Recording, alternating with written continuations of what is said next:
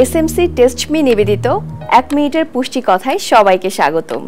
সাহারিতে যা খাবেন, অনেকেই বুঝতে পারেন না যে কী ধরনের খাবার খাবেন।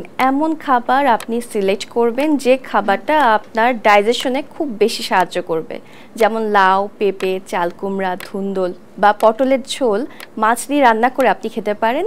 এ সময় একটু পরিমাণে বেশি সবজি খাওয়ার চেষ্টা করবেন, তবে অতিরিক্ত মাত্রায় সালাদ কিন্তু সাহারিতে খাওয়া যাবে না, কারণ যে সমস্যা হবে তা হলো ইফতারের আগ পর্যন্ত প্রচুর পরিমাণে পানির পিপাসা পাবে। তাই এই বিষয়টি অবশ্যই খেয়াল রাখবেন। দুধের বদলে আপনি এই সময় টক দই খেতে পারেন, যা ডাইজেশনে বেশ ভালো উপকার করবে। এবং এর পাশাপাশি আপনি প্রোটিন জাতীয় খাবারও রাখতে পারেন। ভাত রাখার চেষ্টা করবেন। যারা অ্যাসিডিটির প্রবলেমে ভুগছেন তারা রুটির চেয়ে সাহারিতে অবশ্যই ভাত রাখতে পারবেন। আরও একটা বড় বিষয় হচ্ছে, সবার মধ্যে একটা জিনিস কাজ করে যে অনেকেই আছেন যে দুধ, কলা এবং ভাত একসাথে খেতে পছন্দ করেন, সেই খাবারটিও আপনি রাখতে পারেন, কোনো সমস্যা নেই।